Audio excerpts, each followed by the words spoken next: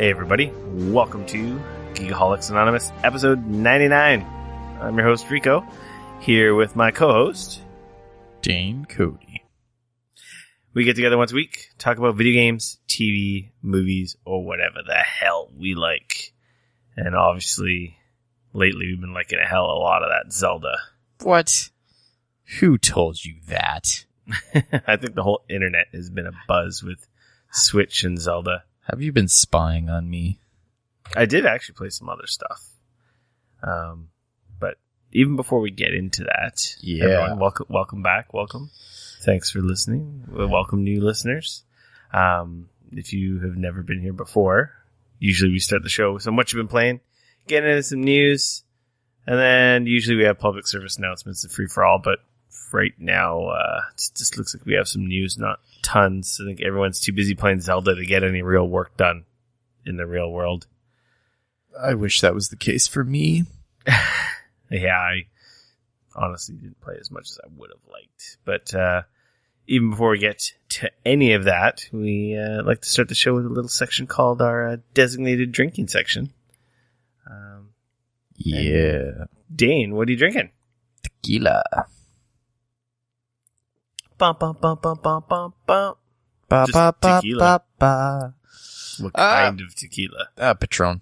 Patron. Yeah. I like Patron. That shit's good. Yeah, it's not bad.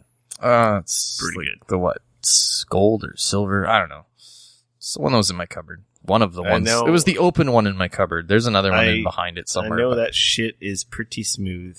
Yeah, it's nice. A little bit of lime. Why it's so popular. A little bit of lime and some soda water. And some tequila. Nice. Yeah. I'm drinking some good old gin and juice. Gin and juice? What kind of juice? Sunripe wildberry. Nice. It's like raspberry and some other fucking bullshit. I don't know. But it's made in Kelowna and it tastes yummy. Oh my god. I think it's the best combination of gin and juice I've ever had. Interesting. I'll have to keep that in mind. Literally, if kids accidentally got into this, they'd be in the freaking hospital. It's really good. I do like gin and juice. I haven't had that in a while. Partly because the gin that I have isn't really a mixing gin. It's like you drink this because it's delicious all by itself gin.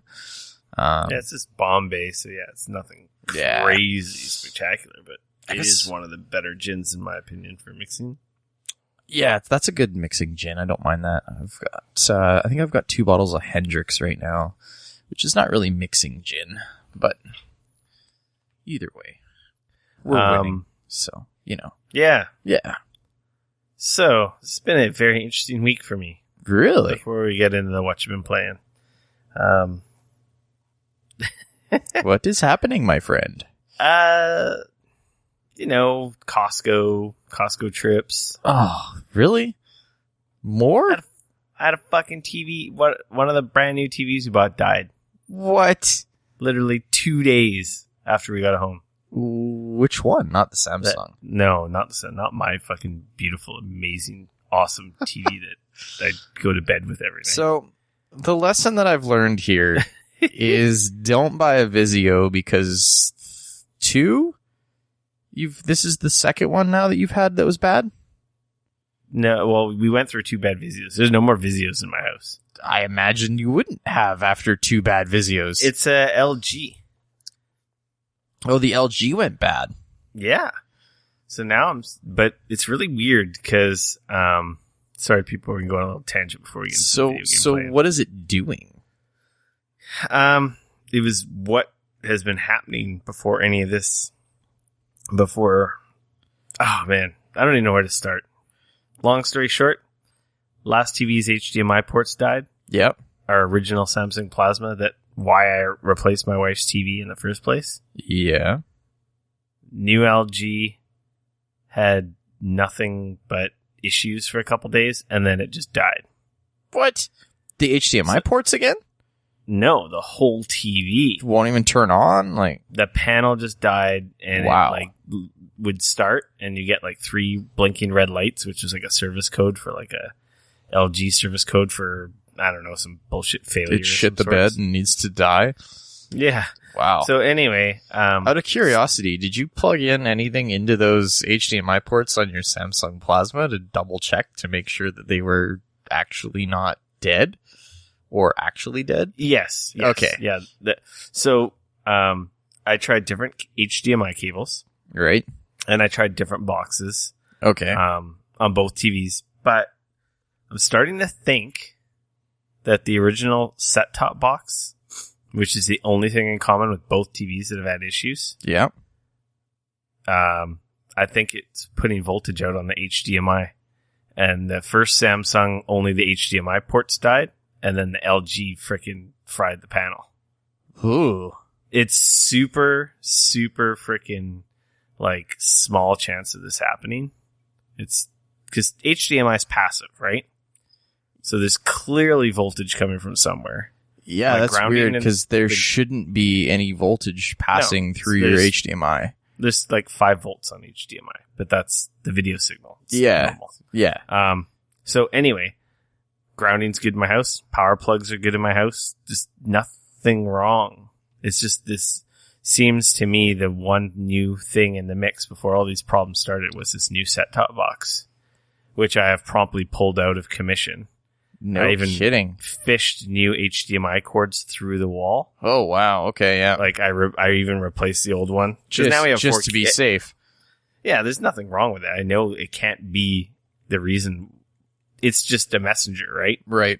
The problem came from somewhere else. Either it's just a fluke occurrence that the Samsung is 6 years old and HDMI ports died, and then we got a bad LG. Could be. I mean, that could be possible. But it just kind of seems really freaking weird. Fishy, though. It does. So anyway, I ran new HDMI cables, 4K ones, through the wall and redid a bunch of shit. Got rid of that box promptly, and I've had no issue since. So, and like even before those TVs, like the first TV, the inputs died. Yep. It would be one of those, the dance where you turn the TV on, there's no picture, turn the TV off and on and the box on, and like half the time you get a picture, half the time you don't, which should have been almost like a warning sign that something weird was going on. I was just chalking it up to HDCP errors on HDMI because HDMI does that sometimes. Yeah. But it kind of seems like, I don't know, I'm suspecting something more was going on. It should have been a warning sign. I don't know. I could have just been a bum TV. But yeah, I was back at fucking Costco returning TVs again. Wow. Anyway, wow. The good news is I got a new cable box. I got new HDMIs in the wall. I've had 0 issues with the new TV. There's no defects with the new TV. It went up nicely. I actually even did you go with another LG? With the LG. It's really nice. It's a 6150. It's a 55-inch 4K HDR, and it's the IPS panel. Right. The wife really likes it. It's a lot nicer. It's a nice TV. I like it better than the Vizios, for at least for watching TV. Yeah. Well, I mean, I think the only reason you really went with the Vizio was 1, price, but 2, because you knew that it had pretty good input latency, right? With the HDMI with HDR. It was for gaming. Yeah, exactly. But anyway, we updated that. So you went with a 4K LG now? Yeah, that's the living room TV. And then I've got my beautiful Samsung. But it's not an OLED sweet, man. still, right? Oh my God. It's not an OLED. No. Oh, okay. I'm an asshole, but I'm not that big of an asshole. I don't know. If your wife would have pushed, she probably could have got OLED. No, she doesn't care. Maybe if I pushed her and said OLED is more like plasma picture, she might have, but I don't think so. It's too much money. I'm going to message her. My buddy has a 55-inch OLED, like LG, in his bedroom. Oh, very nice. And then his entertainment room, he has an 80-inch. He's got in TVs, you could buy a less expensive luxury car in his house. Wow. It's freaking ridiculous. Whew, silly. I mean, I've yeah, got a few TVs, but none of them are like super crazy or anything. I had to borrow, the 80-inch is like 5 digits. Wow. And the OLED is, I think, $5,000. They're definitely cheaper now. I was looking at OLEDs the other day, and they've come down a lot in price. I was actually amazed at how much they've come down in price. They're getting into the realm of affordability now. The new Sonys coming out are not cheap. No, they're also gorgeous. I'm pretty sure they're using the exact same panel as the LG. Oh, I'm sure they are. 'Cause LG makes LG makes the majority of panels in all the TVs. It's all the shit they bolt on it that really makes them different in the end. Yeah. Well, that and you have like the different like processing units and various things like that. That's all per manufacturer. The panel itself is the same, but what you're running through it for everything, post-processing. It's like a V8, else. Right? Yeah. The turbo, the non-turbo, the this, and for all the shit you put on it is what sets them apart, right? Yeah, for sure. So yeah, I did that. Had to borrow the work van. My boss laughed at me. He's like, "Didn't you do that last week?" And I'm like, "Yeah, I gotta fucking go back." Oh man. I at least had my did head it through down. Costco though, right? Like, oh, thank God it's Costco, because at least they don't give a shit. There are no questions asked. Here's your money back, and then we went and bought another one, and that's why it's great for that. It's kind of a bummer because they changed that you used to be able to essentially take back anything for forever at Costco, but now with their electronics, they've cut that down to like 90 days. Yeah. Which is still better than anyone else. Oh, for sure. Absolutely. And even after 90 days, I think you can, if you cry enough, they usually go, oh, okay. Yeah. So that took a bunch of my gaming time up. And then I've actually been doing, I don't know if I mentioned this podcast or not. I'm in an acting manager position at my work right now. Oh.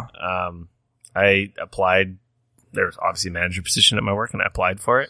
Right. And the position is vacant right now, and they have me, and they've had some other guys, but I found out some of the other guys didn't actually apply. They were just whatever. They asked if I could do it, but it was kind of my idea. I suggested it to my boss that, hey, can I job shadow you? And, well, more than job shadowing, it's like, here, you get to be a manager for 2 weeks. Oh, interesting. So I'm like in on like work conference calls and seeing the BS that my boss has to deal with that most of us don't really take into account. Oh, yeah. And just don't understand why he gets upset about stuff because, he's getting dumped on from above and vice versa. Yeah, man. Shit slides downhill. Yeah, it's... if you have having a good boss, like, it's amazing how much you get shielded from a lot of that stuff. You know what? You're absolutely right. And some people don't give him enough credit. But man, he makes my life painless. So yeah, I don't know. Some of the other guys get on the radar, but I'm really enjoying it. Fair enough, man. It's a cool change. I had one of the guys like in the back. We were just chatting about stuff, and he's like, "Oh man, what are you doing?" He's like, "I liked you. I don't want you to be a manager." And I'm like, nothing's gonna change. What are you talking about? Like, if anything, they're going to get better because I know your guys' role so well. That's true. That's the one disadvantage, I'd say, of most managers. Haven't done the work. Most of them, and if they have, they've done it for so little that they really don't understand it. Yeah. So I just feel like I could be a good voice for them. The one thing that kind of sucks is it's all for naught because there's a manager transferring from another system.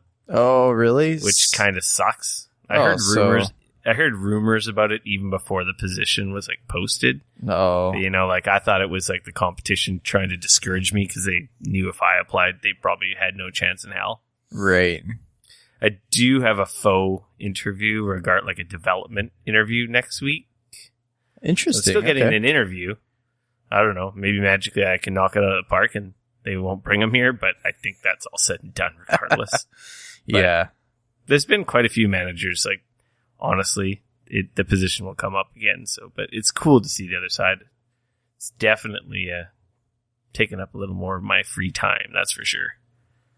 Interesting, man. Well, good luck, and, hopefully it works out in your favor regardless. I was scared. Like, the first day, I was super scared, and it's like, oh my god, this is actually pretty awesome, and I can be really good at this.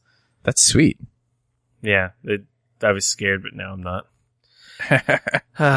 So, with that, I'm going to say we can get into some what you've been playing. Yeah. Obviously, yeah. We've been playing some Zelda. What? How do you know this? It's like you're in my room. But before we even get to that, I actually played some Ghost Recon Wildlands. I created a character in Ghost Recon Wildlands. I picked up the game. Ubisoft supplied us with a code, which I gave to Dane because I had already purchased it at this point. Yay! Which is pretty sweet. Thank you very much, Ubisoft. Huge props there. We appreciate it big time. Except for Dane didn't freaking play with me last night. There was some other circumstances going on with my body, and my health was not awesome yesterday. So I was, unfortunately, I got the game installed. I created my character, so I'm ready to go now. Okay, well, we didn't get too far. Yeah. We've talked about the game a few times. If you haven't been here, it's a third-person open-world tactical Tom Clancy game. First-person, third-person shooter. 4-player cooperative campaign, which you can play all single-player as well. In Bolivia, which has been taken over by the Santa Blanca cartel. Yeah. And you're there to take down the cartel. Their different arms of production, security, distribution, and so forth, and chip away at the big organization until you can get at the big baddie. This game is giant. It's gorgeous. And it's a pretty solid shooter overall. There are... You going to say? Go ahead. No, go ahead. There's some little annoyances. It's not perfect, but it feels a lot like The Division minus the RPG aspects, because it's just a straight up shooter. Headshots, one-shot enemies. You've got the vehicle, almost GTA style aspects where you're stealing vehicles and carjacking people. There's planes, helicopters, outposts to take over, cartel captains to interrogate for intel. Actually, that's how a lot of the missions in the game are actually unlocked, is by gathering intel in different areas of the game. They aren't sneaking up on a lieutenant, bashing him in the back of the head and telling him to tell you where some shit is. Yo, mofo, tell me where this shit is. And he's like, really okay, fine. And then he gives you it, and it pops up on your map. You can play guns blazing. You can go total stealth. You're able to mark targets so that you can synchronize taking enemies out with your teammates, which super handy. Which me and my brother were actually getting the hang of last time. We took that one Unidad base down. Oh, nice. 100% stealth, which was freaking awesome. Oh, that's awesome. Really if you don't do it stealth, oh man, those dudes can F you up fast. Yeah, they're the paramilitary. Is that even right? They're essentially like the special forces unit. Yeah, they're the corrupt government, like military, but they essentially are almost on the cartel's payroll. Well, it's because, according to the game's story, they were created to help fight the cartel, and then instead that didn't work. So now they're this like weird thing where they are kind of against the cartel. At least some of them are, but at the same time, like, some of them work for the cartel. So it's this weird, but they're essentially the closest thing to cops in the game. Yeah. So if you've played like a Grand Theft Auto game before, they're the closest thing to that. They will start shooting you and attacking you on sight. Doesn't matter if you've done anything bad or pissed them off. Essentially, if you get within their radar, stupid gringos, they're gonna take you down. And they'll see you and start yelling at you. And then if you kill them and they're not in stealth, then it automatically alerts their buddies because they're trying to radio them in or whatever. And that's pretty much the end of that. And then it's very similar to a star system. Yeah. Where the more of them you kill when not in stealth, the higher the rating, and it escalates rather rapidly, in fact. Oh, yeah.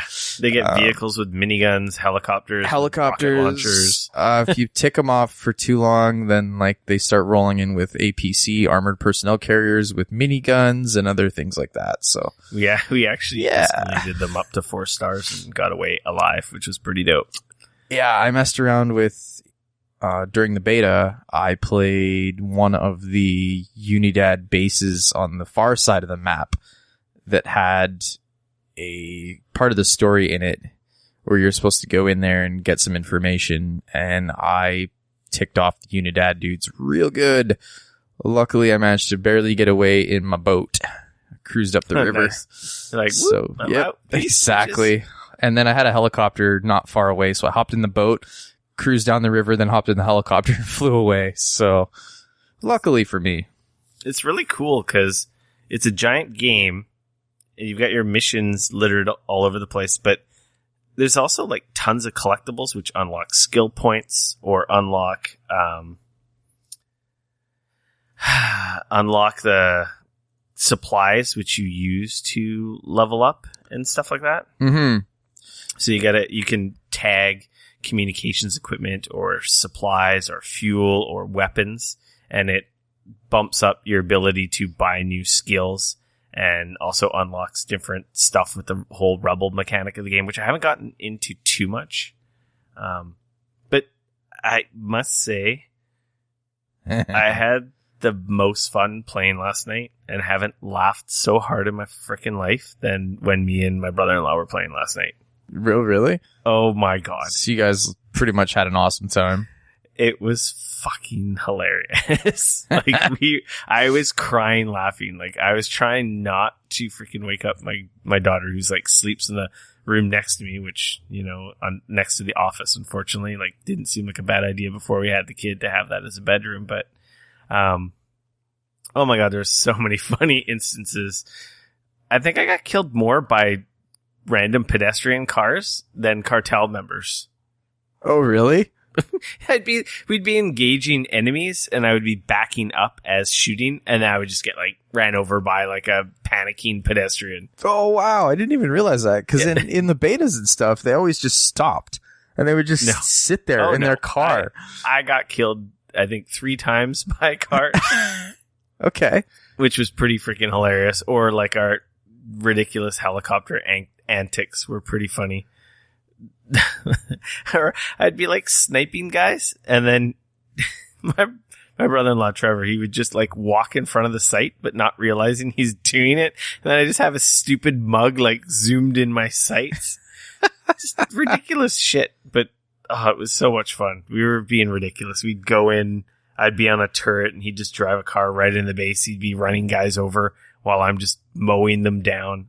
We had a ridiculous time. I laughed so hard. That's awesome. Regardless of like how much more I play this game or anything that happens, that I had enough fun last night that it was worth the price of admission.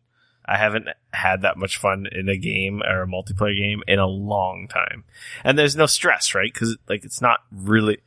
It's cooperative. It's not competitive. So it's not like playing Overwatch. Like, that's a different high when you're playing a game competitively and winning and having fun. Oh, for sure. Just straight up, we're fucking around, blowing shit up, messing around, and just being total, like, assholes. Right. Well, awesome, covert military assholes taking down ridiculous drug dealers. I had a blast. I had fun playing the betas, and I recognized that I enjoyed the game, because it has some solid bones and some solid mechanics, regardless of storytelling and any of all that other stuff that you can get caught up in. Yeah. It's a good game. If I'd give it a number, I'd probably say like a 7.5, 8, probably closer to an 8. But then when you add the fun that I was having last night, I'd say it's like a 9. Right. If you don't have anyone to play with, I can't really say, because for the most part, I've played it multiplayer. I did play a lot of single player in the beta, and I still enjoyed it a lot. So, but I think this game really shines when you're playing with some other people. Yeah, I mean, that's what I've heard before, right? And I think that's a big thing that Ubisoft was trying to stress. They were saying like, look, this is a big deal. Definitely play with people, because the game is so different depending on whether or not you play with people or not. So yeah, I think that's kind of to be said. And I mean, even just you and I only played for a half an hour, maybe 40 minutes that one night. Mm-hmm. But I mean, that was a blast. Mm-hmm. Just dropping out of a helicopter onto a truck. And, we got parachutes. We both bought the parachute upgrade. Oh yeah, you got to get the parachute upgrade, dude. It's great. we parachuted into this one base, and we're like, oh, well, we'll just parachute, because why not, right? Mm-hmm. And it's like, oh yeah, no one's flying the helicopter. And literally, the helicopter comes down, hits the cliff, and then smashes into, like, the enemies. We were fighting some Unidad guys, and, like, smashes into their vehicle and blows it up. It was literally, you couldn't have scripted something better. And I was that's just, amazing. Like, laughing my ass off. Because at the same time, Trevor was, like, running away from them, and it literally missed him, took out the enemies. I don't know, it was super classic. That's hilarious. I wish I was I don't have Shadow Play enabled on my computer, but that would have been awesome. Wish I did, because it would have been a good clip. No kidding. That sounds awesome. So we were playing that last night, I think for a good 3 hours. We were having fun. Oh, mines. Oh my God. Oh, you gotta get mines, dude. They're awesome. They're so good. They're so good. Like on some of the missions where you're defending points, I never bought mines in the beta. So the game has like a skill point system where you can unlock. They're kind of like skill trees. Yes or no? Not really. I can't remember them all, but you can upgrade like your stamina. You can get you unlock mines. You unlock other diversionary equipment. You unlock longer battery life or more range for your drone for tagging enemies.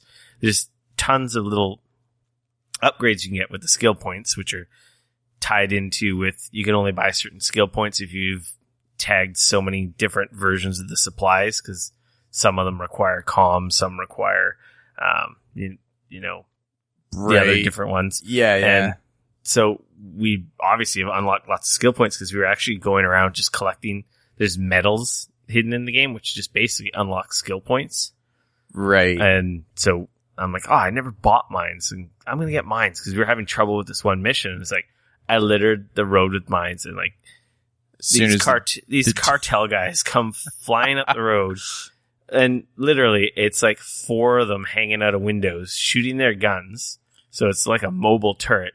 And they hit my mine, and their car just goes flying in the air. And it's like, they're all dead. Yeah. And it freaking looks awesome. It's almost like a Michael Bay style explosion. What's awesome is sometimes, and I mean, maybe this will work or maybe not, because I guess you're not technically supposed to kill them. But sometimes if a lieutenant or whatever runs, you can set mines up to hurt the vehicle while they're in it. So they're not going to get very far. But I guess with that, you gotta be careful because you're not supposed to kill them. So you gotta disable the vehicle without killing them. And you can even shoot the mines too, which is good too. So if they don't quite hit it and there's a mine sitting next to them, you can shoot it. Oh, that's a good idea. Doesn't seem as destructive as if they ran it over, but I had a mine on the ground and some guys were coming. And I'm like, I have no grenades. Hey, I have a mine that I put in a weird spot.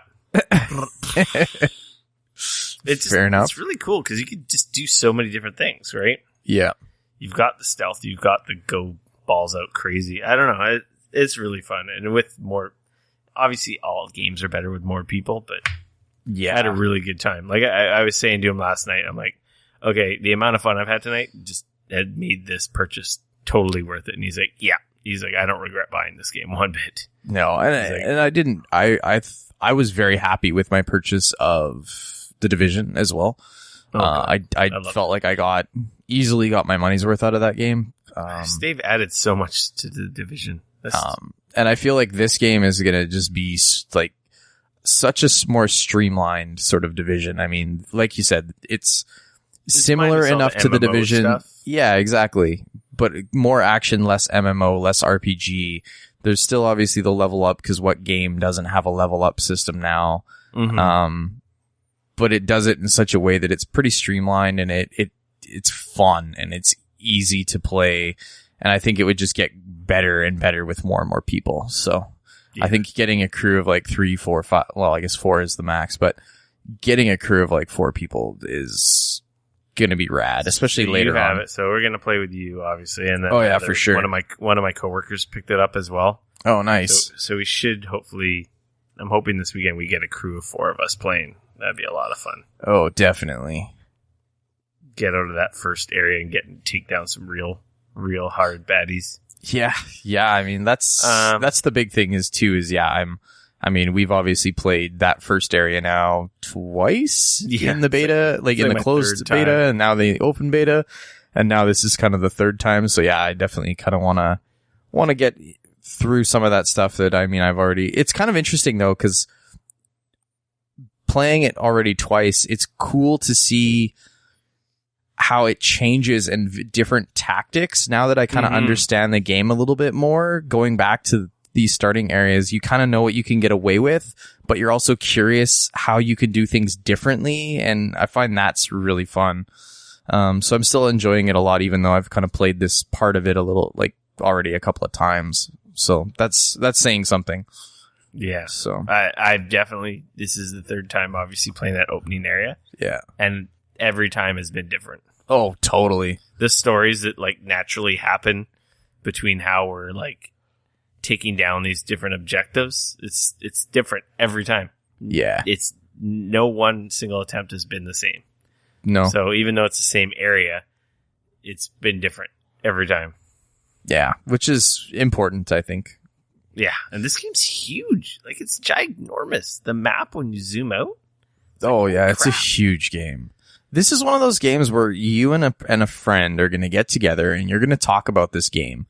And you're going to be like, oh, yeah, I did this mission and I did it like this. And they're going to go, oh, man, I didn't even think to do it like that. Yeah. I did it like this. And you're like, oh, man, I didn't even think to do it like that.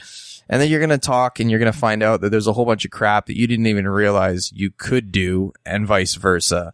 And I think that kind of stuff is cool because it's that creativity that makes it it just makes it that much like better. I'm pretty excited because I'll have a game to play with him. Oh, for sure. For a long time to come. We always have troubles finding good co-op games, let alone long, fun ones. Because they're not making them anymore. Yeah. Of course, obviously, I played a bunch of Zelda, except for the last couple days. I played a shitload of it on the weekend. I went on a shrine hunting spree on, was it Thursday? I must have played for 2-3 hours on Thursday night, last Thursday, and I swear all I did was run around and hit up shrines and got myself into situations where I should not have been where I was, but I was there trying to figure out ways that I could then get to a shrine, because essentially a shrine is like a save point, right? I'm way out here in the middle of nowhere, and I'm like, I don't want to just leave here and not at least have unlock a shrine, because I want to be able to come back here and not have to walk all the way back. So yeah, and then, of course, you unlock one, and that turns into 3 or 4, and then you're like, oh, I'm just going to try to unlock the tower, and... That's what I did. I was on a tower hunting mission. Okay, yeah. And I unlocked all the towers. Oh, wow, nice. I unlocked all the towers. There was a tower that I ran up to, and... There's a couple tricky ones. Yeah, there was one that had, like, 4 guardians around it. And I did not feel like taking them all on. I snuck past them, but unfortunately, they could still see me when I started climbing the tower.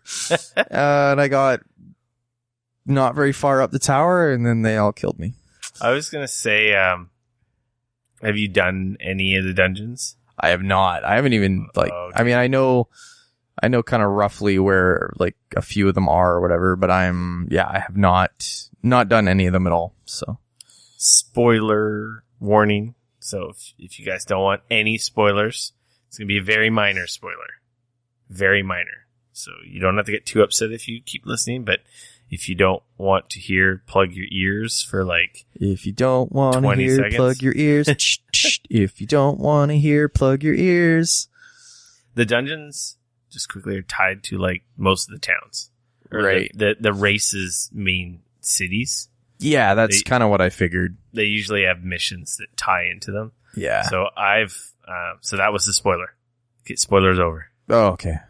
I've done 3 of them. Oh, wow. Okay. So you only got, I think there's 4, right? I think so. You got 1 left. Yeah, but there's still a lot more to do than just that. There's lots to do. That's not a question. There's guys who've beaten the game, like, right from the get-go. You can go straight to the end of this game. Yeah, that's what I was saying. When we talked about it the first time, I said, like, it's not going to take long for guys to figure out the way that they need to do it, and they'll just run and beat Ganon. I don't think it's easy. No, I don't imagine it would be, especially with those. Like, my whole thing is what weapon you have to be able to go and get a certain weapon that's got to be good enough to take on the end boss, because otherwise all your weapons are just going to break in the first boss battle. I'm pretty sure you find some strong weapons close-ish to him. Oh, I'm not sure, but definitely you're find probably strong right. weapons not close to him. I'll tell you that much. Yeah, I don't know how it's done because there's no leveling. That's actually one thing that I have found on occasion to be slightly annoying, is that because there isn't any levels, and because my character doesn't level up, and because the enemies don't have levels, it can sometimes be very frustrating to end up in an area and have no idea whether or not the guy that you're going to go piss off is going to be able to one-hit you and kill you. Or if the weapon that you have is going to do any damage to him. There is an item that helps you with that. Well, see, and I've got, what is it? I've gotten the one item that allows me to see the health bar on characters. That's the one. But, like, that somehow has not really changed that much, I feel because when you get that weapon, or that armor, item, sure.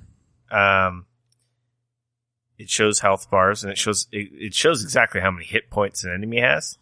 Right. So your weapon does X amount of damage, so that gives you an idea how good you're going to do compared to those enemies. So if you've got a weak weapon and they've got a few hundred hit points, that's a tough enemy. I guess so. Okay, yeah. I guess we can look at that. If you've got a better weapon, okay.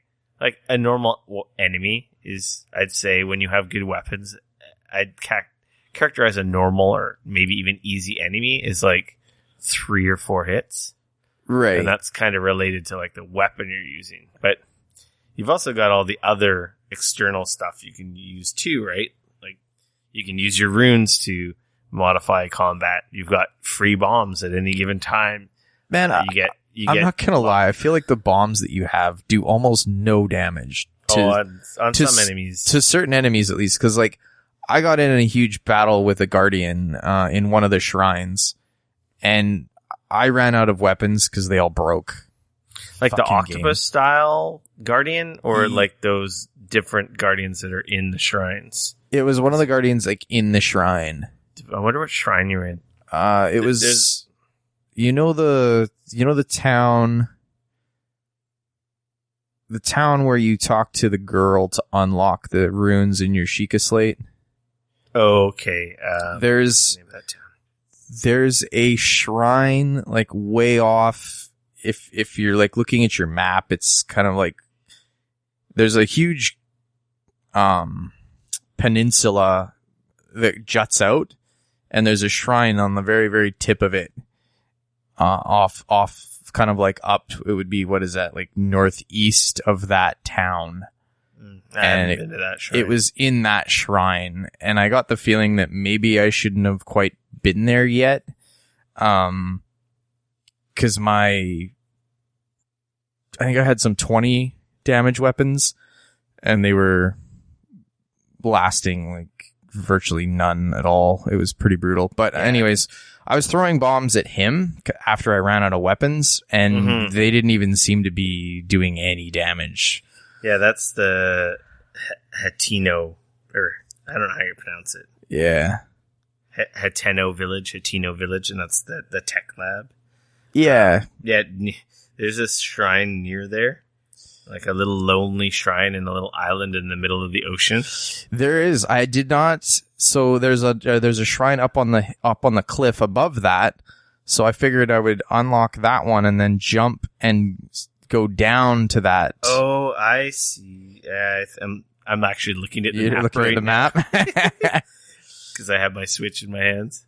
Yeah, there's a shrine up there, and that's where I found it. Anyways. Yeah, that shrine on that island. Yeah, I'm not ready for that shrine. Yeah, I've heard stories about that shrine. There's a guardian in there that has like 3,000 hit points. I'm like, what? That's not the island that takes all your weapons away and armor and everything, is it? No. That's something different. I haven't even found that place. Oh, that's good, because I've heard from people that have stumbled across it that it's very maddening. It's supposed to be really cool. Yeah, no, I heard it's pretty cool, but I just heard it can also be, if you're not really expecting it and you're like, oh, this is cool, and then, oh shit, what have I got myself into? I don't know what else I could talk about without getting too spoilery, because some people are probably not that far. Yeah. But yeah, I've unlocked some freaking amazing weapons. I'm jealous. Do try and get a dungeon done. Anyone out there? Yeah? Like, the break away from the shrines, do the dungeons, do a dungeon if you're near one, because they're really cool. How long are they? Like, did it take you quite a while, or like how many hours are we talking about? Because like the old dungeons they could take quite a while. The first dungeon I did was the hardest. Oh. And I don't know if that's because they're like a giant multi-tiered shrine, essentially. Like, shrines are mini dungeons. The dungeon's like a dungeon, but it's got multiple puzzles and enemies, and obviously freaking giant ass bosses. Right. But I don't know, maybe an hour plus or more. Okay. It just depends how quick you can. I got pretty stuck, and I haven't cheated or used any guides on any of them. But on one of them, I was really stuck, and it was the stupidest thing. And then it's like, aha, like super aha moment. And then it all fell into place after that. But I was like literally just like, what the hell am I supposed to do here? Yeah. So I don't know. The other two dungeons, I kind of blazed through them. Oh, that's fair. I think I was used to the mechanic that kind of gets that. Did you do, for lack of a better term, the water dungeon first? Yes, I did the water dungeon first. That's funny, because that's the one that I kind of... Well, I didn't... The prince...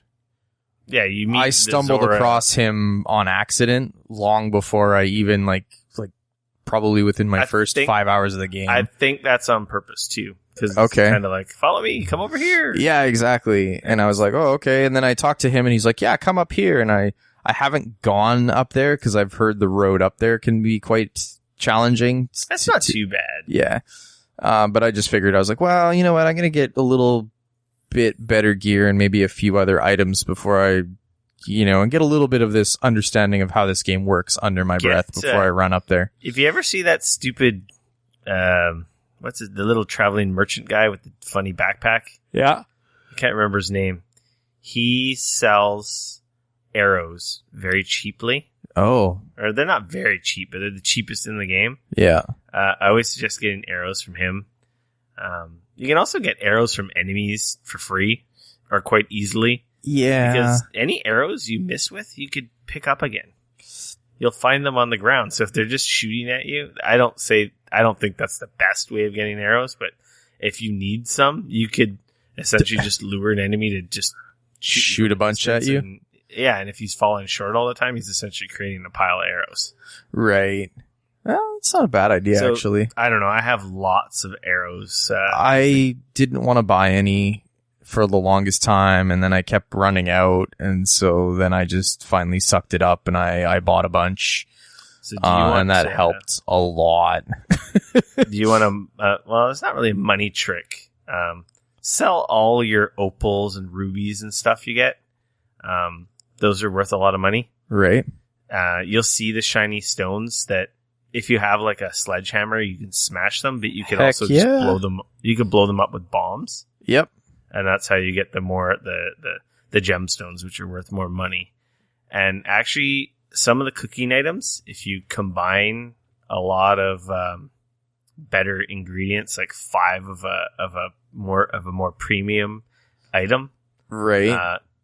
usually those sell for good money, like couple hundred rupees.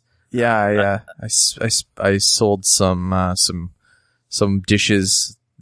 Even just combining 5 baked apples into a baked apple thing actually got me a fair amount of money, because apples are free and they're everywhere in certain parts of the games.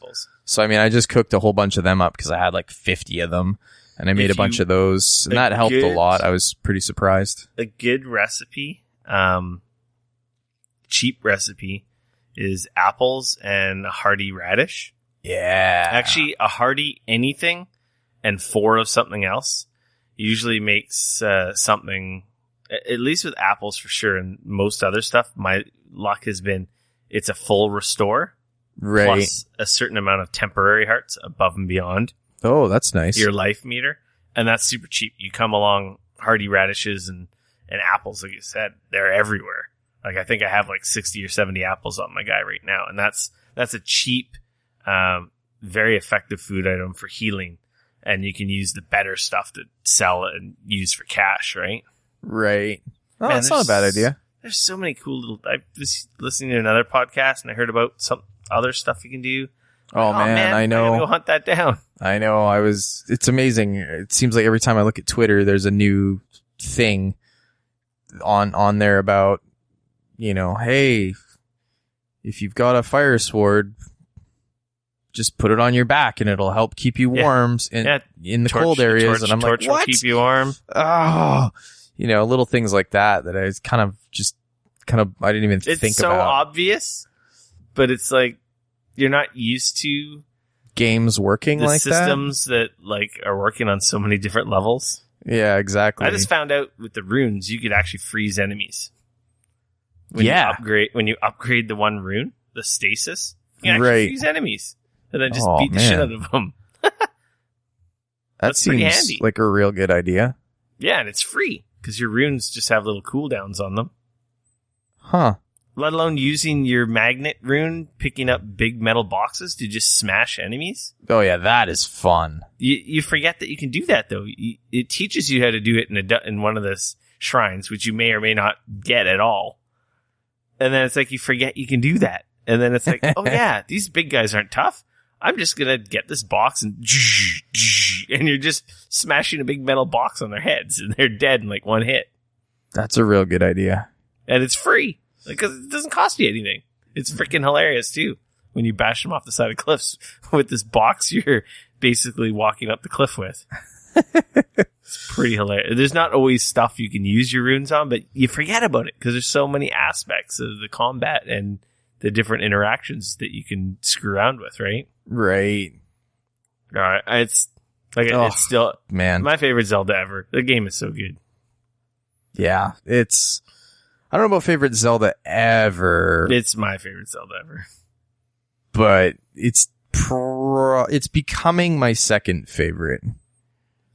I still don't think it's a Link to the Past. Like, it's that to me is like, that's so good. That is a fantastic game. It's also the timing of when that came out and what it was, but this is almost, I don't know. I love it.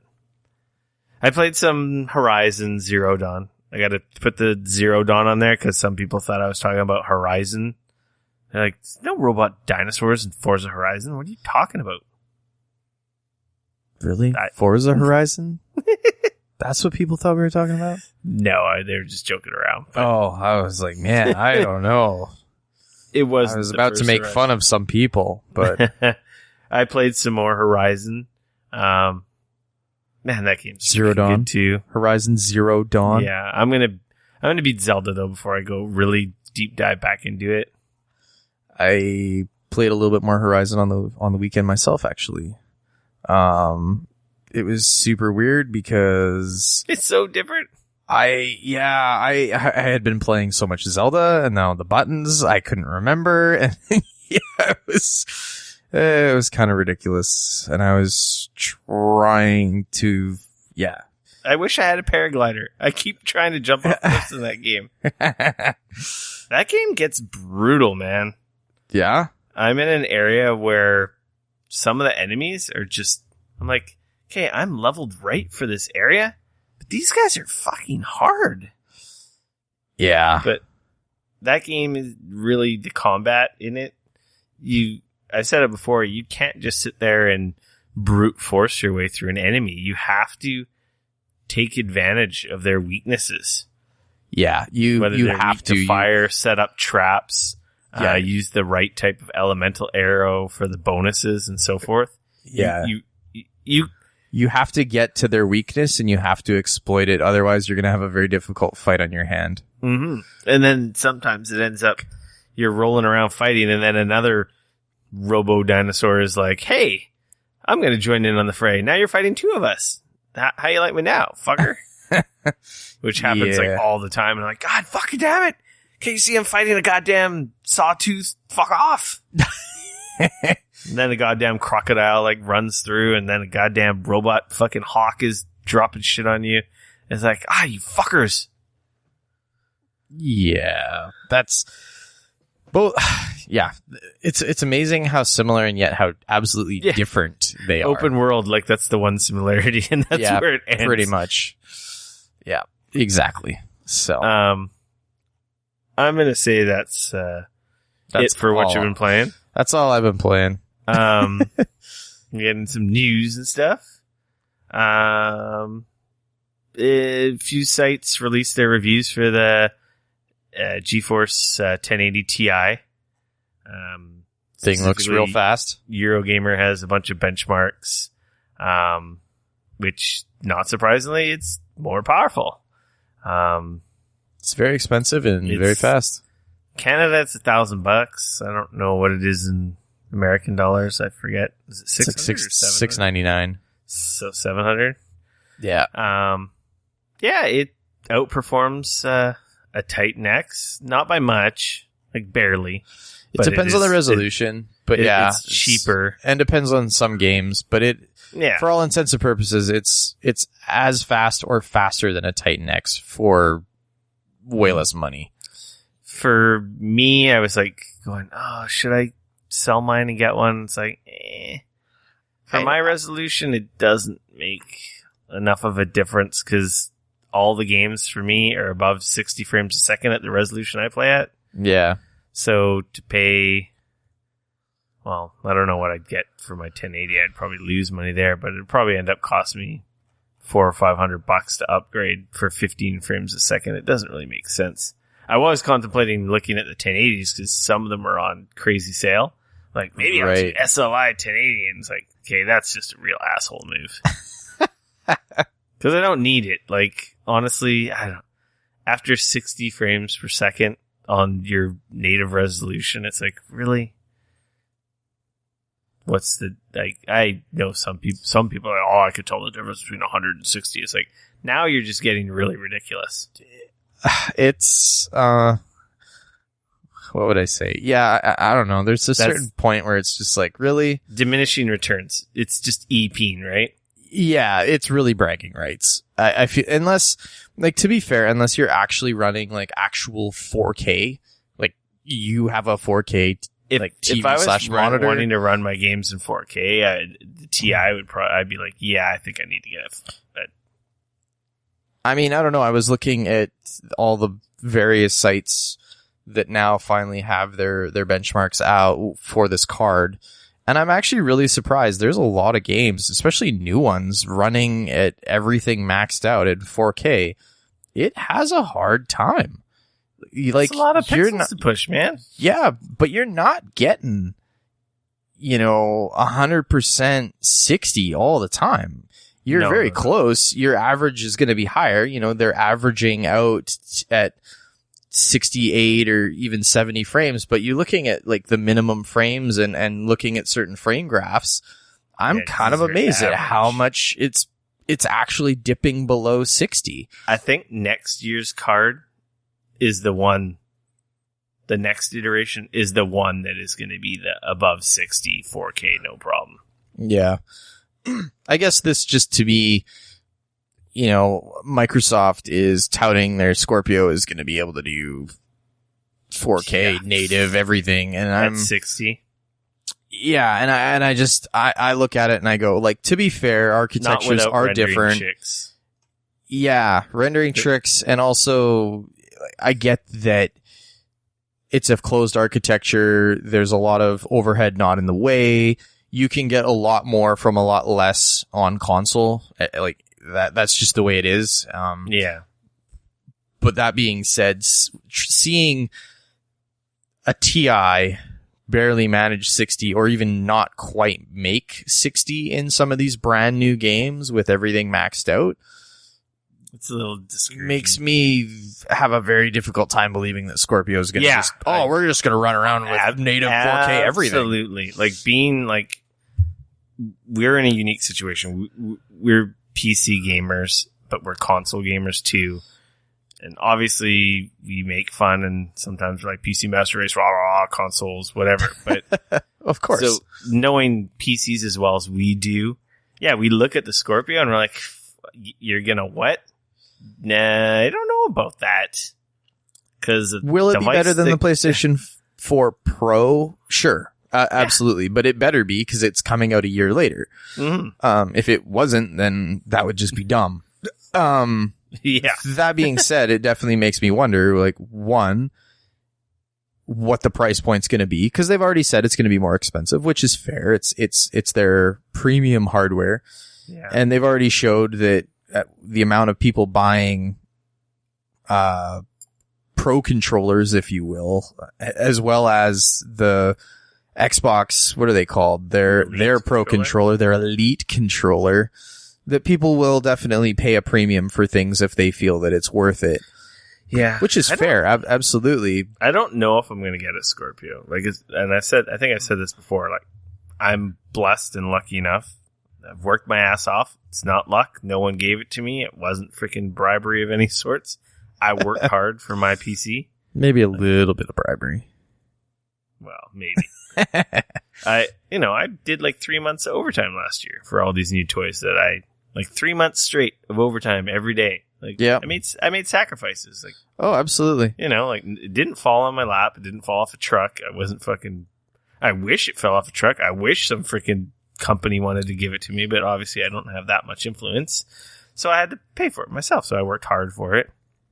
But like with the Scorpio, I don't know if I'm going to get one because I just find like I've been playing all the Xbox exclusives on my PC, which is going to be similar to a Scorpio experience. It's like technically I have something that's better than a Scorpio already. Yeah. And the Xbox exclusives are going to be on the PC. So it's like, or at least a lot of them anyways. If I didn't have a high-end PC, I'd absolutely buy Scorpio for the Xbox exclusives. But I have a PC. Yeah. And it's a weird spot. They're in a real weird spot. Yeah, no, a lot more so with the Xbox, I think. I don't know why that seems to be more so the case for them than it does Sony, and maybe it's just because they have exclusives that they are in fact releasing on the PC as well. I don't know. But yeah, it puts them in a bit of a weird spot. I don't disagree with you there. Yeah. But yeah, so anyways, they've announced that that's a thing as well. Oh yeah, we got off on the tangent because of the 1080 right. Ti. we were gonna talk about that story, so we don't really need to talk about the Scorpio. Oh, they did mention though, on a side note, for Project Scorpio, they're saying that it will have an internal power supply, so it's not gonna have a giant power brick. Oh, stupid brick. Which I would be super happy if my stupid Xbox One didn't have a giant power brick. And they're also saying that it's going to support 4K 60 frames per second game capture, which that's sweet. So obviously it's going to have like a capture chip built in, so to be able to do that. Not kind of surprising there, I guess, actually, but yeah. Sweet. Yeah. It'll be fast. We'll see. I imagine they're going to have an event soon for that. Yeah, they're going to want to pull it out of the noise of E3. You would think. But then again, they may just be, I mean, think about it. If they release in September or October even, E3 is the perfect time to announce everything that they would need to. It gives them enough lead time and everything else. So, and they're going to need something at their press conference that's going to be like, booyah, bitches, check this out. Mm. So, It wouldn't surprise me if they held it off for E3, to be honest with you. But that's just me. I think it deserves its own event. Oh, so do I. I'm just saying that it wouldn't surprise me. Microsoft's been a little bit funny about that.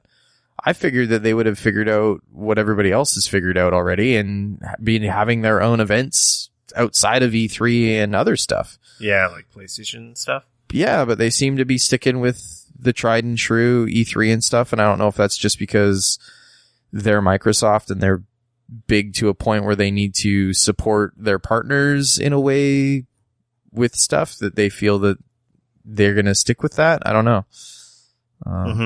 So I feel like E3 is going to be a weird thing this year anyways with the whole, it just should be interesting. Blizzard, moving on, is cracking down on players who farm XP. I guess a bunch of players have figured out in the custom game mode. Yeah. They've been basically farming XP, which allows you to level up, which gets you free loot boxes. Oh. Is it really cheating? So I don't know. I don't really know enough about this whole setup, but how are you? I don't know how you do it because I haven't looked into it. Okay. But the thing that's kind of annoying is like farming XP in Overwatch doesn't make you better. It doesn't do anything except for help you grind out getting skins quicker. Right. So it's all cosmetic and it doesn't affect the balance of the game. Oh, I see. It's kind of weird. Like, I see what they're doing. So essentially, some players have taken to creating XP farming servers in Overwatch's new custom game browser. Basically, you join a server, pick a hero, and do nothing. Eventually, the match will end, and you get free XP. You can repeat this process infinitely while, say, browsing Facebook or playing a different game, or practicing your daring escape plan for when you get arrested on charges of game crimes. Yeah. I guess that's kind of douchey because you're not even really working at it. Yeah, you're not even playing. You're just sitting there. At the same time, it's like there's a lot worse cheating that is harming the community that you should probably focus on. Yeah. But I don't know. For Honor just banned a bunch of people who've been doing AFK farming, they call it. So I guess, it's like the gym, man. You do steroids and cheat, your stuff ain't going to work or worse. Yep. If you're going to cheat, be prepared to pay the consequences, I guess. Yeah, man. Nothing comes easy. Yeah. God damn it. Well, good thing I didn't know about it because I probably would have taken part in it and gotten banned. Yeah. Gran Turismo Sport closed beta begins March 17th for U.S. players. How the fuck are you getting this? That's cool. Yeah, God damn it. I just want Gran Turismo to get here already. It's coming out this year, isn't it? They said that last year. Will be open March 17th to selected U.S. PSN IDs. Be sure to check your messages on PS4 dashboard to see if you've been invited. So none of us in Canada then. Oh, there is a sign up. You can sign up here. Right. For updates here. Interesting. Let's be honest, I'm not even going to freaking have time to play a stupid beta. I know, that's the problem. It sucks though, because like I feel like Gran Turismo. I love Gran Turismo. Gran Turismo 5 is amazing. One of my favorite games for the PS3. I played a lot of it. That being said, I missed essentially Gran Turismo 6. It came out right at the end of the PS3. Yeah, it came out late. I feel like it came out right as the PS4 was either out or very, very close to coming out. I think the PS4 was already out when it came out. So that's why I skipped it too. I didn't play it. And I have been waiting, 3 years now? 4 years now for for Gran Turismo, I guess what would have been 7, which they've now turned into Gran Turismo Sport. They've released 2 Forza games in the time that Gran Turismo has not released any games. And if you include the Horizon games, they've released 4 or I don't know, man. Yeah, a lot.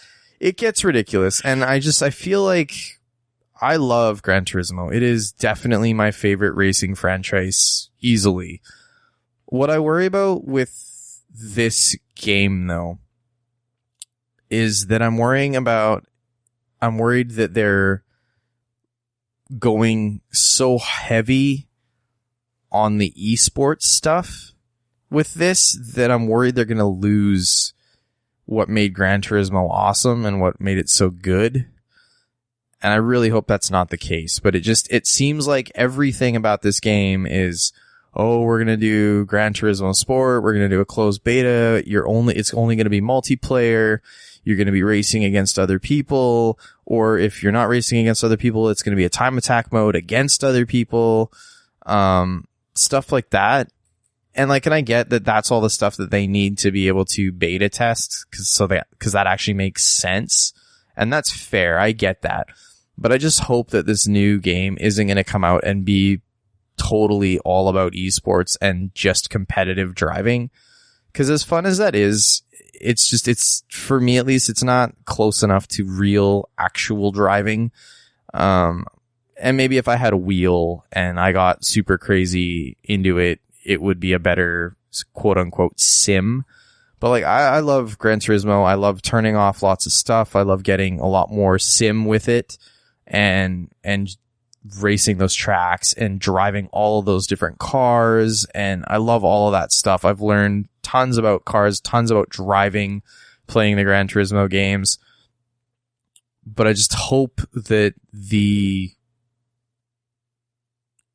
fact that they seem to be just racing towards this esports stuff, I hope it doesn't hurt the rest of the game is all. Yeah. And that's coming from somebody who absolutely loves Gran Turismo. I just hope it comes out this year, and I hope the VR mode is cool.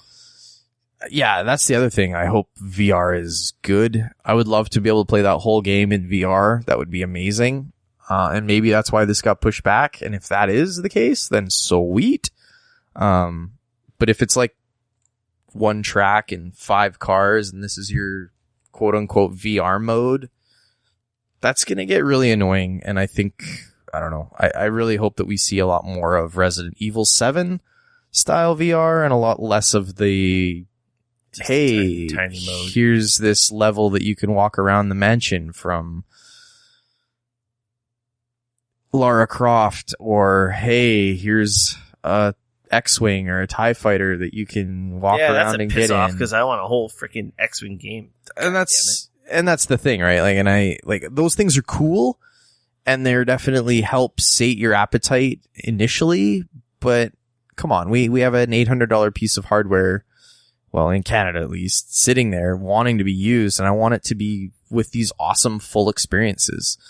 So, if you're going to put VR into Gran Turismo, give me fucking VR in Gran Turismo. Don't give me a little tease of Gran Turismo. Give me the whole game in VR. Speaking of PlayStation Now can stream PS4 games. Well, will stream PS4 games by the end of the year. Really? On PS4 and Windows PC with your PlayStation Now subscription. I've never used PlayStation Now. I hear good things.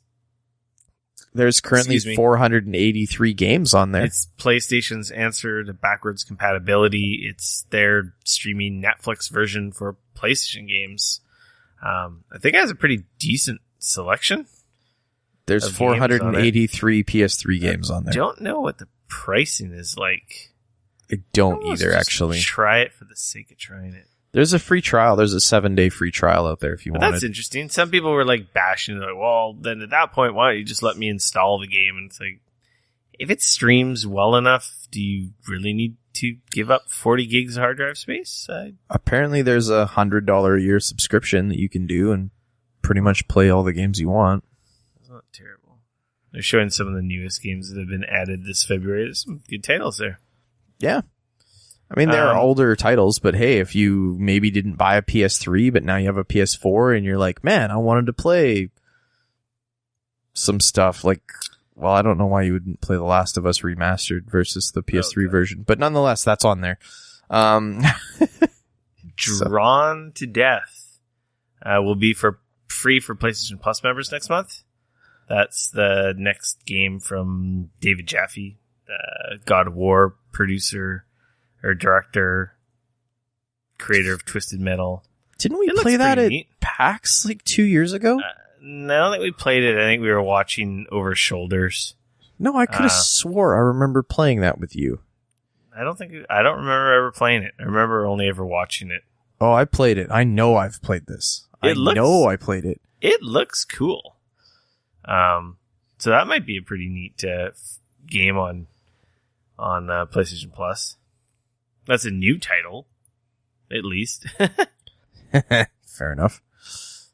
How to play your Nintendo Switch on your TV if you're worried about scratching it on the dock. Some guys have figured out using, what is it? USB-C extension cable. And you plug it into the one on the dock, and then you run the other end into your Switch, and it allows you to set your Switch down essentially beside your dock or hide your dock somewhere else, and it'll work. Yeah, it looks interesting.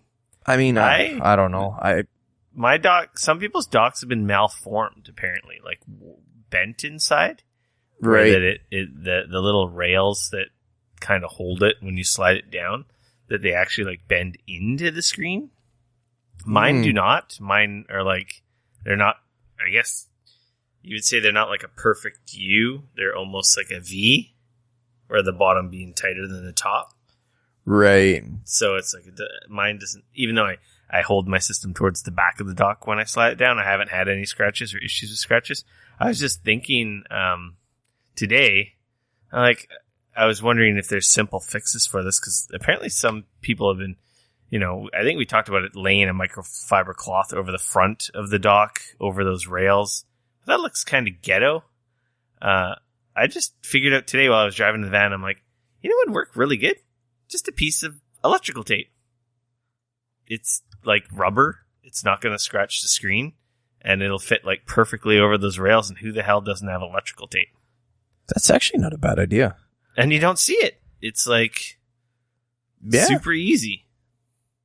You don't have to F around with gluing microfiber cloths or weird shit. It's invisible. It's going to be black. It's going to match the dock.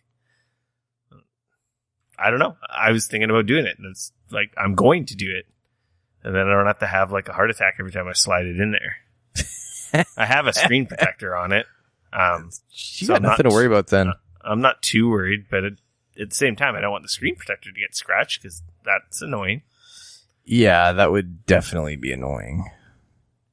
If you want to know how to do it or find this cable, obviously we linked it on our Twitter and Facebooks, and it'll be in the podcast notes. You can find out how to do this yourself. Or if you just don't want to use the dock, which, I don't know, I like the dock. I like the dock too. I don't know. I haven't been pulling it on and off the dock a ton. I think I've pulled it off maybe once twice to show other people. Yeah. They were like, "Ooh, can I see it?" And I was like, "Yeah, sure, here." And I pulled it off the dock for that. Dane's adding stuff to the outline. Sneaky bugger. It was like the only thing that that came out today. I totally forgot to share it. I totally forgot about it. So. Capcom announced the Disney Afternoon Collection. They're bundling 6 remastered Disney, they call it Afternoon Classic games, like the Chippendales games, DuckTales, Darkwing Duck, Tailspin. What is it? Yeah, Darkwing Duck, Tailspin, DuckTales, Chippendale Rescue Rangers. 1 and 2. Yes, 1 and 2. As well as DuckTales and DuckTales 2. Yeah, so was it $20? Full 1080p. Yep. They still are the pixelated, old school graphics. They aren't totally remastered. Yeah, they're not like fully that. remastered Like, like the one that came out a couple of years ago. Yeah. That DuckTales more like a hand-drawn one, that remastered one? I can't even remember. They did a really good job. Yeah, it's on PS3 I've got it for. It was DuckTales where they did a more or less an HD remake of the whole game. And it's great. It's really well done. They changed the controls a little bit as well to make it a little more easier to utilize, I guess if you will. Yeah, that was Way Forward, wasn't it? I think that's the Shantae guys who did that. Yes, I believe you're right. Speaking of that, man, Shantae, I wanna get the new one that came out. Apparently, it's real good. The Half Genie, or can't remember what the hell it's called. Yeah.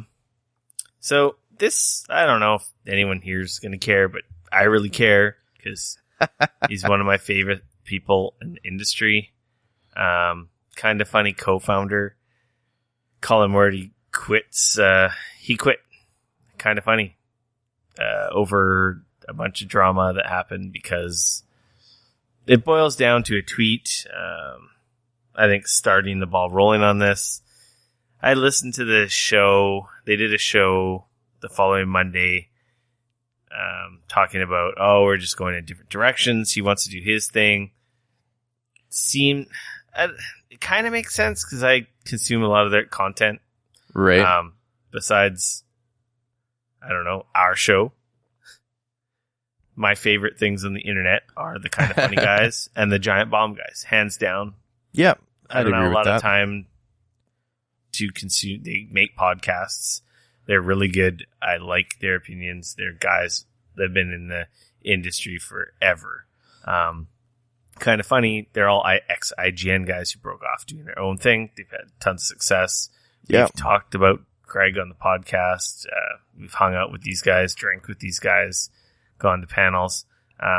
Colin is a little more outspoken, very political. Well, he's the right wing of the group. Yeah, the others are definitely more left leaning. He is definitely the more right wing, which of course can clash with the other individuals just from a thought perspective. Yeah, but if you ever watch their content, he is very open in discussions. They disagree, but they absolutely. They don't argue. So it's very different. Like he adds a lot to their show and their content. Unfortunately, he posted a dad joke. It's like if you read it. See, this is a problem with Twitter. This is a problem with text, period. Text has text messages, Facebook comments, forum comments, comment sections. It's all text with no context and no tone. So depending on the reader's mood at the moment, it can be interpreted so many different ways. When I looked at it at first, I'm like, okay, that's okay, whatever. I wasn't offended. He tweeted, peace and quiet. Hashtag a day without a woman. So in that regard, it's like, yeah, it's whatever. I don't know. I'm not super sexist. It was International Women's Day is probably not the right day to tweet like that. I get that. I think what happened was in his head. And again, and I don't know. I'm not him, so I can't say. But I read that tweet and I thought to myself, it's International Women's Day. He's trying to be ironic. Like, you're trying to be. And he even said, he's like, it's a dad joke. And then you go back and read it in a dad joke voice mentality. It's like, oh, it totally is just a corny dad joke. Yeah. Which is it's like you said, it's ironic. But man, the internet fucking blew up. Their fan base was super split. People were mad at him. People weren't mad at him. And, he told people to fuck off who don't know how to take a joke. And I think it just boiled down to having this nothing blow up. He's like, you know what? Fuck it. I'm out. He's like, fuck it. He has been recently on a lot of political podcasts and YouTube shows, which I've been loving all the political stuff they've been doing lately on Kind of Funny, because I'm super intrigued in that stuff, in politics, especially American politics now, but I don't know a lot about it, and I'm not very well spoken or versed in politics, but to hear him speak about politics makes me so interested in it, because he's also, like, he was a history major in college. Oh yeah, he's a smart dude. There's no doubt about it. American history major. So like, he talks about American history. He knows a lot about past presidents, different acts, all that kind of stuff. And it makes the topic fascinating when I hear him talk about it. And that's what makes me upset. I was like, no, because he's bringing so much more of it lately. And I think that's the part that is like, okay, yeah, it is kind of obvious something was changing there. And they're more about fun, lucky guys playing video games and being silly, right? Yeah. And he was kind of getting a lot more serious lately. This is one of those situations, though, where I think the flip side of why I think this blew up in kind of a bad way is it's kind of one of those things where saying something awful but saying it in a joking manner doesn't necessarily mean that you can dismiss that it's just a joke. And I think that is sort of where, you know, it's like, I think that there's people make jokes, and I think that they're sometimes may or may not be funny, but that still doesn't necessarily mean that they maybe should have been made. If you know what I mean? Yeah. Because sometimes I think making light of a situation doesn't necessarily mean that you should be, and sometimes it can come across in a bad, and I think that this is kind of one of those situations where it's just like the PewDiePie thing on the heels of the the one thing that bugs me, I don't care what he said. I don't care about what PewDiePie said or did. The thing that I care about is that this fucking generation of everyone's offended about something. And they have to fucking tell you that they're upset and offended about what you said and did. Change the fucking channel. Don't feed the trolls. It's text. It wasn't overly hateful text. Yeah. You know, it's not like, I'm going to kill your family or death to all these types of people. Well, that was PewDiePie's joke, but, you know what I mean? Like, pick your goddamn bet. Sometimes I love the internet so much and I hate it so much at the same time. I put a lot of stuff out there, and to be honest, I don't even look at comments because I don't want to know. I don't want to know if people like stuff or people hate stuff or I'm a fucking loser or look at this guy or listen to that guy, because I don't care. Because there's no worth in engaging in that part.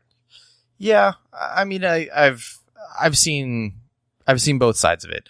I've seen two people come together in a comment section and have an actual discussion, and I've been kind of amazed that it can happen. That's freaking amazing. And I've seen the flip side of that where, oh my god, like Facebook every other week spirals into a horrible mess of stuff.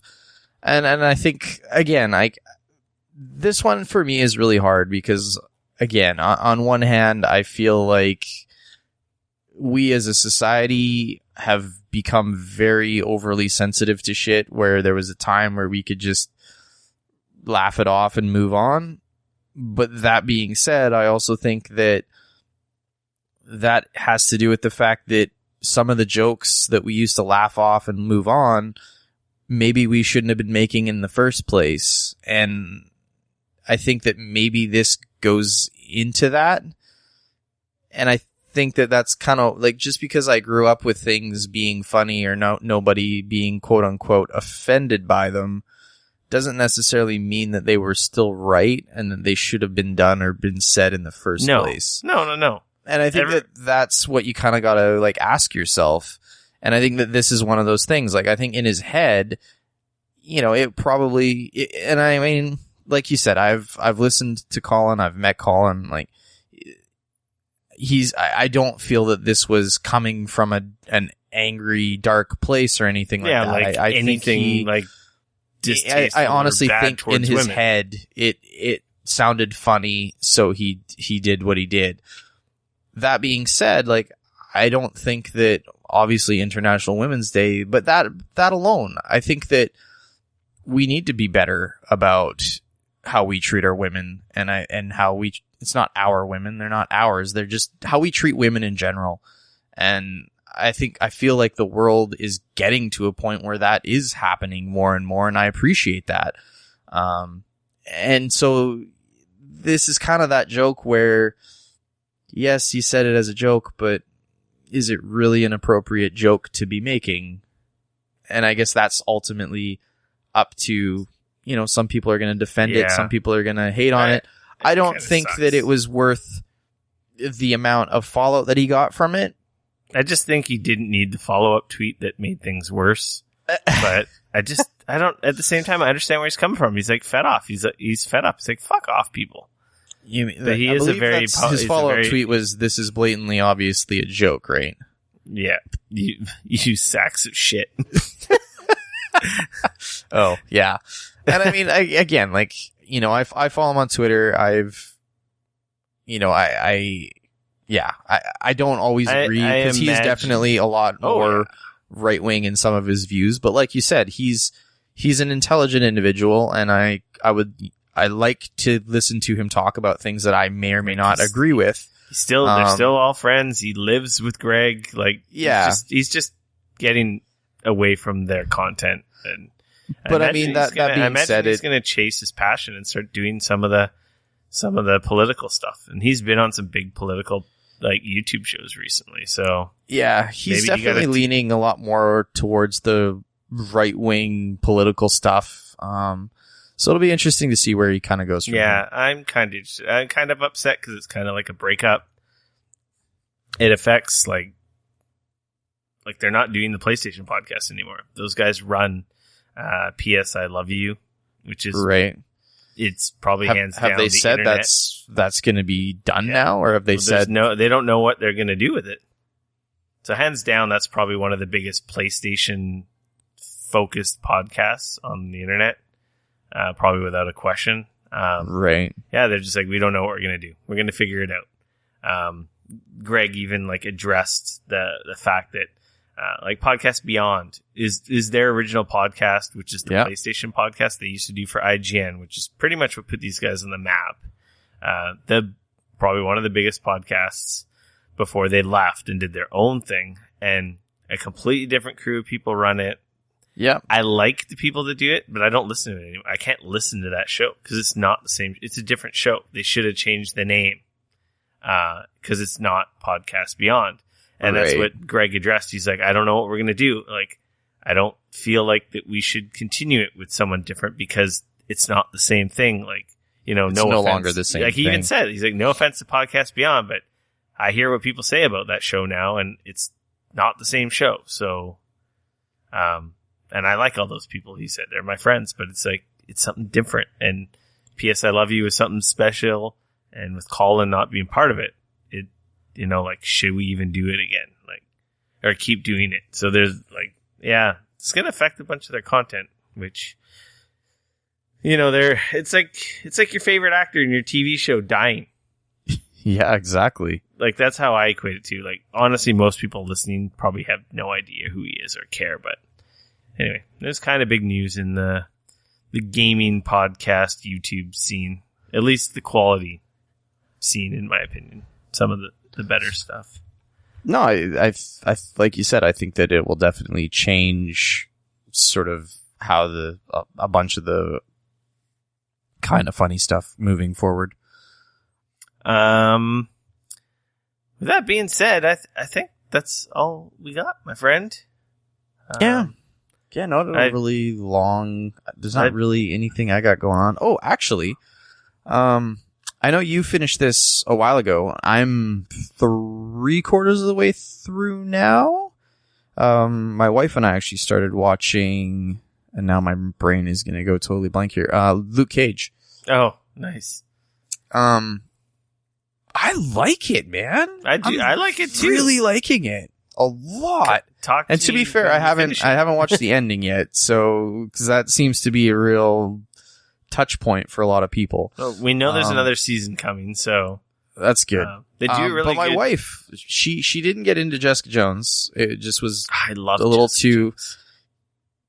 Just something for her. Unfortunately, just didn't jive with her. which is fair. Some shows for different folks. But I started watching Luke Cage a bit, and she was kind of working on doing some stuff, and then pretty soon she wasn't working. She was just watching, and it was a huge distraction. Oh, you were watching it while yeah, she and was working. pretty soon she was totally like engrossed in it as well, and she's like, "Oh, what is this?" And like, I was trying to explain some of the stuff from Jessica Jones that had directly affected what was going on, and kind of gave her some of the backstory. And yeah, no, man, that show's really good. It is a slower burn. Yeah, like you said, like it's definitely there's a bit of a pacing thing, I think, with it. But man, super engrossing, really liking it. Love the way it was shot, really liking a lot of the characters. We just got to the point, a little bit of a spoiler for people who haven't watched it or are watching it. We essentially just saw the point where the cousin made her move.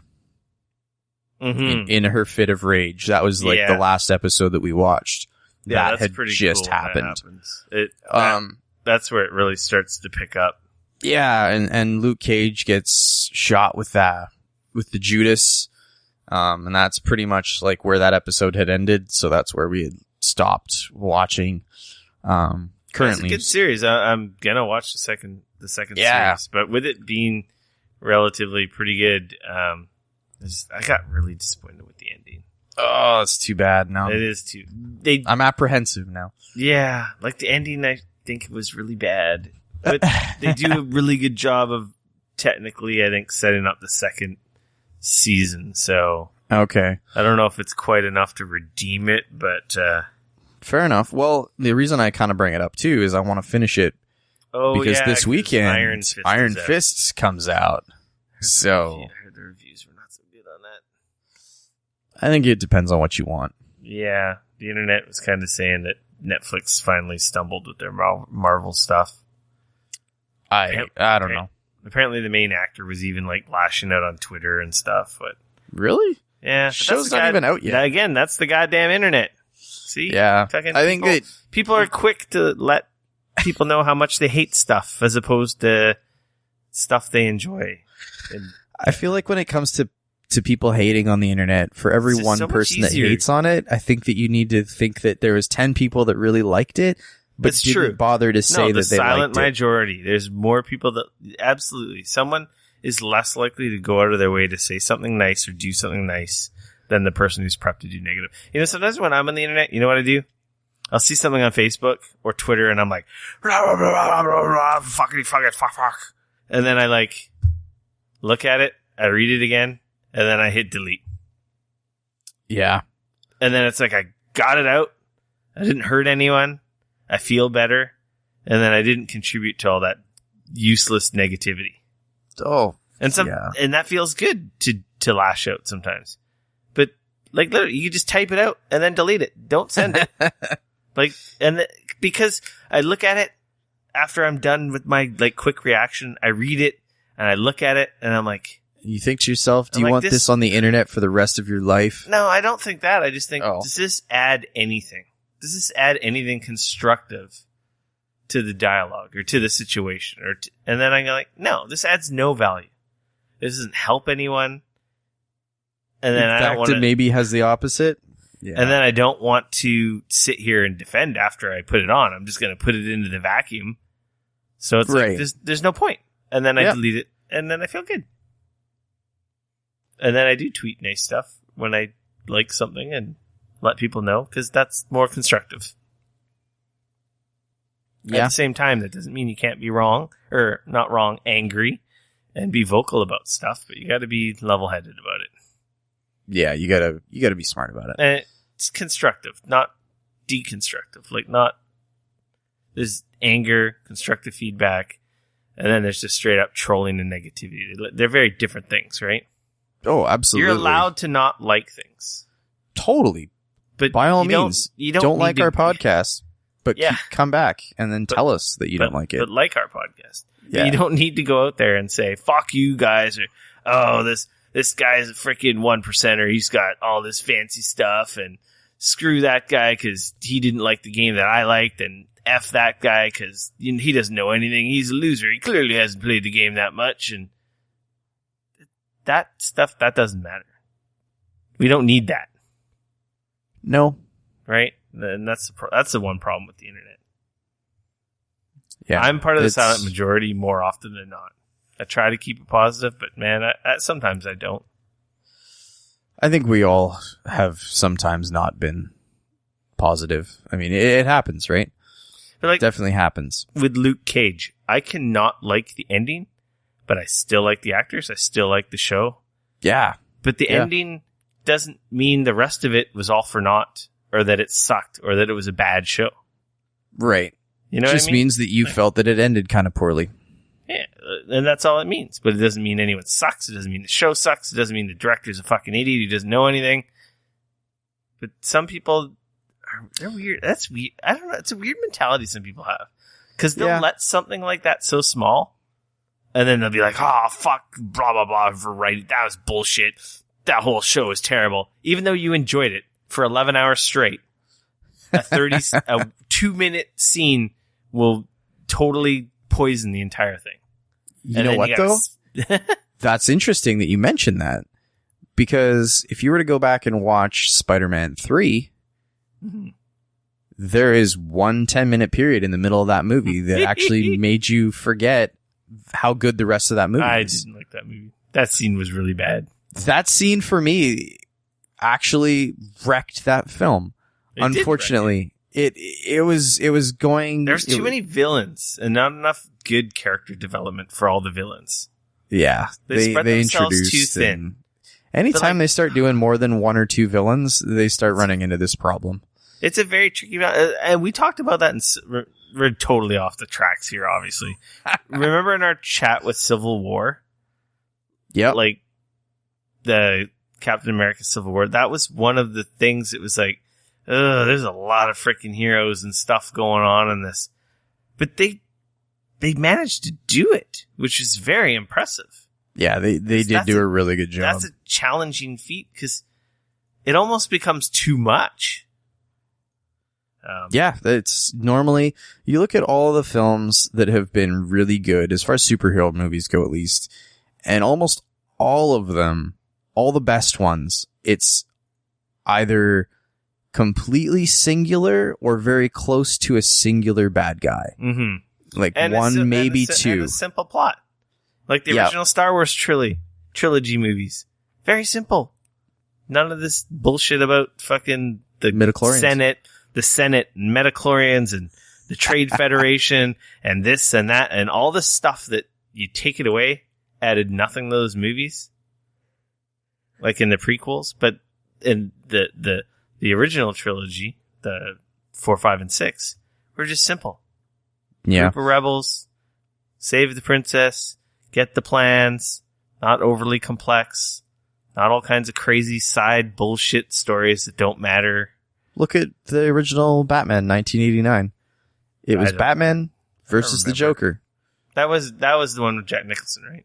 Yeah, that was it. That was Batman versus the Joker and his henchmen, but essentially Batman versus the Joker. Great.